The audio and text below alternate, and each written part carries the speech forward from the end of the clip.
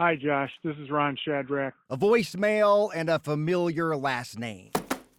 Ron Shadrach is not a historian, at least not professionally, but he has a small mountain of research, all about one specific moment in history. Thanks for doing this. I really appreciate you. Oh, thank you. We met over Zoom a few days after he left that voicemail, and he told me all about one of his ancestors, Philip G. Shadrach. He had 2 brothers and 2 sisters. Philip and his family lived in western Pennsylvania. He was 3 years old when it appears his mom died giving birth to his youngest sister, Elizabeth. About 10 years before Ron started digging, a distant relative he never met was doing her own research. The kids were broken up and sent to other families to live because the father couldn't take care of all the kids. Jennifer Sweet also lives in the Cleveland, Ohio area. She has known about her great-great-uncle Philip most of her life. I've known about Perry since I can remember. Did you catch that? I've known about Perry since I can remember. Jennifer said the name Perry there.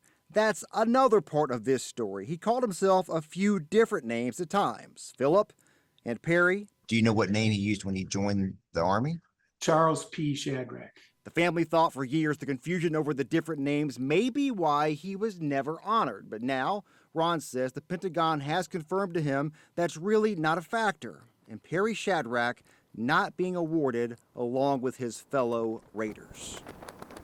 Jennifer grew up hearing all these stories, but Ron has had to play catch up over the last couple decades. My great aunt, when she showed me the name emblazoned at the state capitol on the bronze plaque, that we weren't related. So he spent his young life thinking whatever he saw there didn't have anything to do with him. Then in 2003, there was an article backing Private Philip Shadrach and George D. Wilson for the Medal of Honor.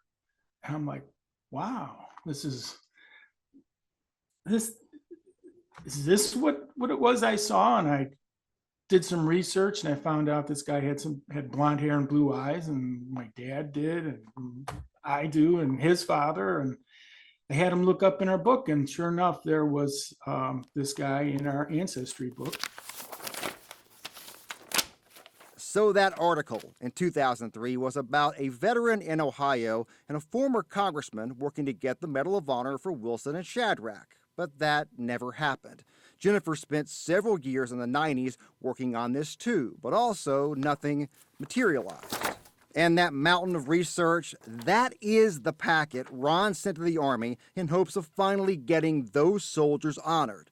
At this point, Ron is still waiting too, but he says he didn't do all this for himself. In doing this, we've lost a whole generation. A whole generation of families gone. And but we have another generation.